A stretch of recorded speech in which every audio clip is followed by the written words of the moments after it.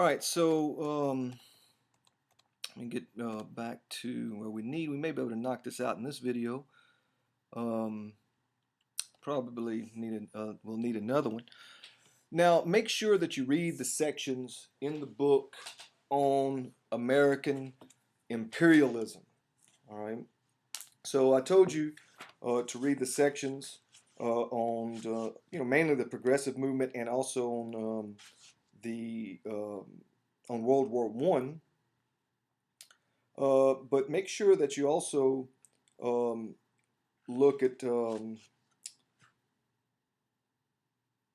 chapter 21 as well.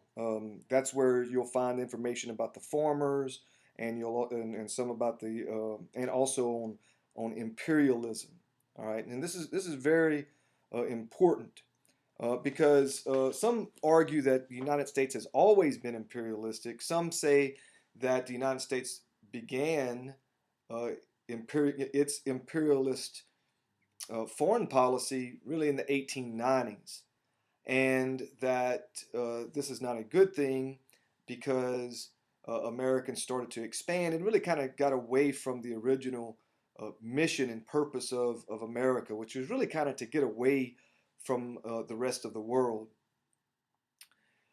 and to just sort of be a beacon of light and an example to the rest of the world.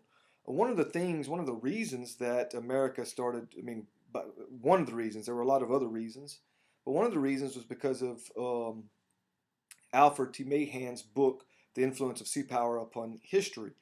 And in this book, he said that the nations, countries, powers in the past were that, became powerful and maintained their power because of a strong navy.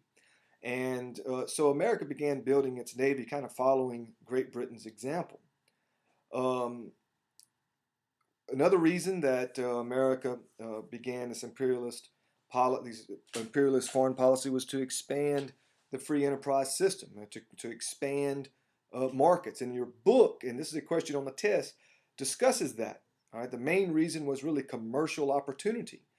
If any of you can come up with something that, for example, the Chinese would want, all right, and only make maybe 1 or 2 pennies profit, all right, but yet, just about every Chinese person in China, all right, in the world, but let's just say just in China would want that, you would make a whole lot of money. I mean, that's an example of kind of expanding markets. When people talk about expanding markets, that's what they're talking about. They're talking about trying to sell your product somewhere else where there are more buyers. It's simple as that. Another reason that America began this kind of this imperialistic foreign policy was, yes, to spread Christianity. And this has a lot of controversy, and a lot of people feel like this is not a good thing. Another thing was to promote democracy. Oftentimes, this is something that Woodrow Wilson, um, as president, talked about a lot, was promoting democracy around the world. And so some people have described George W. Bush's, President Bush's invasion of Iraq as very Wilsonian, all right, because he wanted to bring democracy to Iraq. I kind of, that always made me nervous because, they haven't figured out democracy in Evangeline Parish. But anyway, it was very racist in a way. I mean, imperialism often is. I mean, this idea that somehow your way of thinking in terms of maybe your religion or whatever, or your politics is best. There was this idea that sort of the white Anglo Protestant way of doing things was the superior way of doing things. So make sure in chapter 22 that you look over that and you understand it. You don't have to memorize everything. And there are, like I said, a few questions that you should be able to get just from what I discussed right here.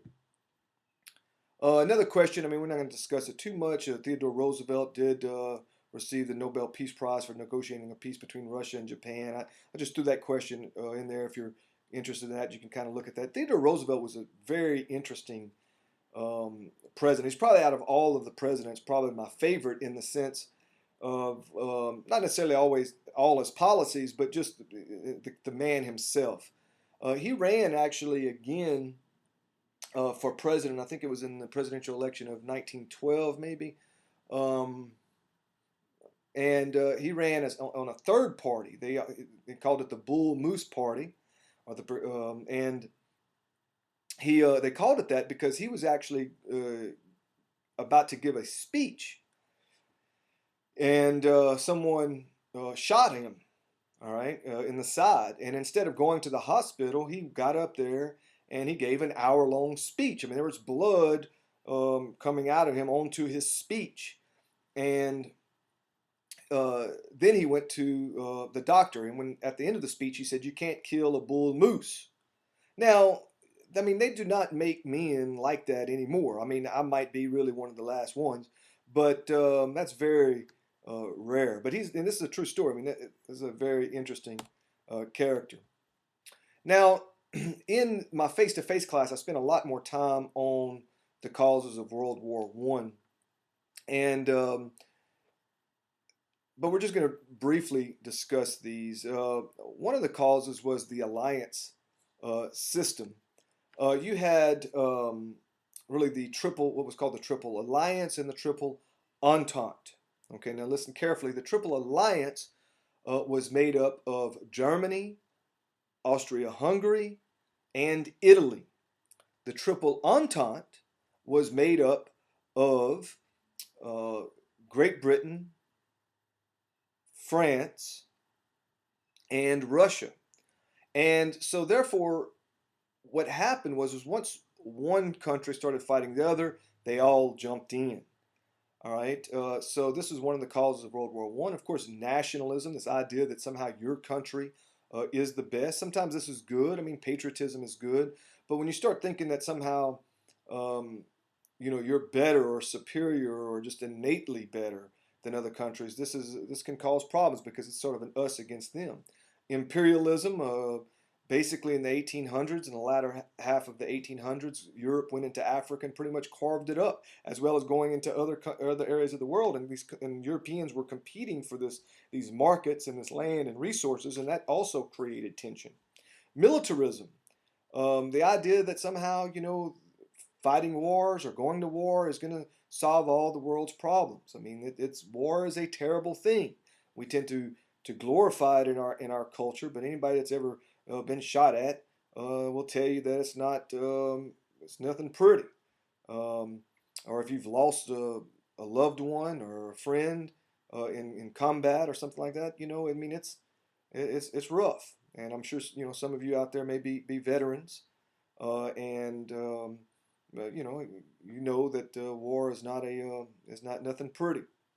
But this idea that well, diplomacy doesn't work, might makes right. Of course, look, most of you are probably from that area around Lake Charles. I'm from that area, and I mean, there's not like a bunch of pacifists there, um, but fighting and war is not always the answer. There are other things, but that's militarism, sort of a glorification of war and the belief that that's the way to solve problems. What really sparked, and this is on the test as well, what really was the immediate cause of World War One was the assassination of Archduke Franz Ferdinand in Sarajevo. Now we spend more time on that in my face-to-face class, but we're not going to go over it too much in the online class.